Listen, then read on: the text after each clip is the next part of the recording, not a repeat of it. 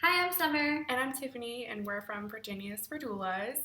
And today we're going to talk about 10 things to pack in your hospital bag. And Summer's going to start. Yeah, this is a question that I get a lot as a doula, like what should I put in there and everything else. So my number one thing is chapstick. Oh, chopsticks, that's a good one. My number one thing would be your own pillow, because hospital pillows are they're horrible. Lumpy. Yeah. And it's also nice to have your own, like it smells like your house and it smells like you and it's comforting, and that's what you lay down on at night to get comfortable. So chapstick, pillow, what else? Hair ties or like clips or something, just because you can look beautiful going in there and everything else. But unfortunately, labor can be stressful. You can get hot. You can be all sweaty. If you get in the shower and come out, like your hair might just be like a mess. So hair ties are very helpful. Yeah, that's a good one. My next favorite thing would be candles, and not open flame candles. You could get the battery operated, because even if you turn the lights down low at the hospital, there's still like those fluorescent style lights. Mm-hmm. So having something that's a warmer, calmer light is my go-to. Yeah, I agree. It creates just like a whole different element. And even like the doctors and nurses, they really respond really well to that. So I like that too. Very calming. Yeah. So what are we on? That's 5? number 4. So you're 5. Okay, number 5. I would say flip-flops or slippers.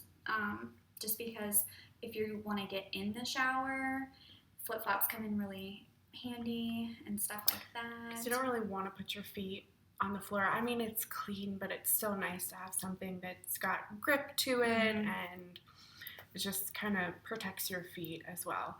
Yeah, that's a good one. My next favorite one would be to bring a rebozo. And if you don't know what a rebozo is, you can just use a sheet, they say. I don't think it's quite the I've done same. it. You can do it. I've done it, but it is not as pliable, you know? No, it doesn't. So it's a long piece of fabric, and it sort of looks like a scarf. It's about 3 to 6 feet thick. It just depends on what kind you get, and 6 to 9 feet long. And that can be used to wrap around your belly to support. It can be tied around your hips to do some counter pressure. And then it can be tied around the squat bar and pulled on when you're pushing. It's just really nice to have leverage in that sense when you're pushing. Yeah, so. I really agree. And there's a lot of like nice vibrant colors that you can choose from and stuff like that, so you can get one to your personal taste. They're not like one rebozo. They're not boring, that's for sure. No, they're really pretty. So number 7, I would have to say a diffuser, or most of the time we bring diffusers. Sometimes the hospitals have diffusers, but that is something that is really cool to have.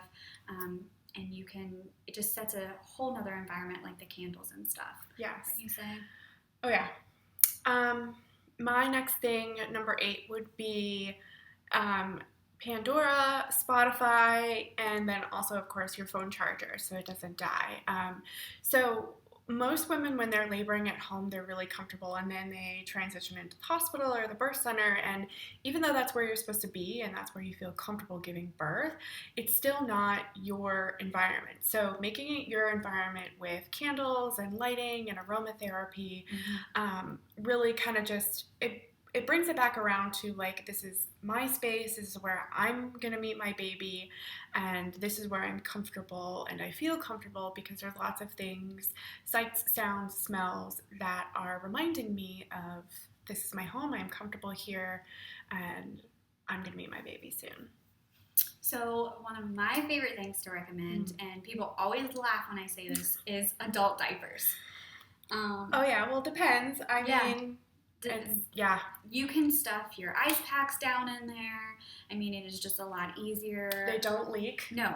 They do not leak. I mean, they have it down to a science. Yes. And for sure. Every one of us we believe differently.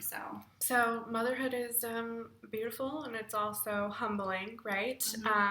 But I mean, I don't necessarily think there's anything, to be ashamed about that, because you give birth, your body's healing and recovering, and your placenta site is healing. And typically at the hospital, they'll give you the mesh panties, which are comfortable, but then you have to like put a pad inside that and it moves, and I don't know, it's a whole thing.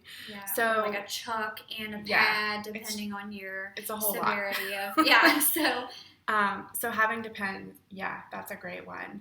And then number 10, I would say affirmations, because labor is a mental battle as much as it is a physical battle, and you need to be in a good mindset. You need to be positive. You need to feel supported, and you need to be reminded that you're going to meet your baby, and your baby is going to be here soon. And all of these things, like whether you're planning an epidural, whether you're not planning an epidural, whether you have no idea what your plan is, like all of these things will be really helpful for you to utilize in your labor. So it doesn't really matter what your plans and your goals are, but being supported and being comfortable, those are key things to help support you. Absolutely. So thanks for joining our talk on our top 10 favorite things to pack in your hospital bag. Comment below if you have any questions, and thanks for listening. Bye.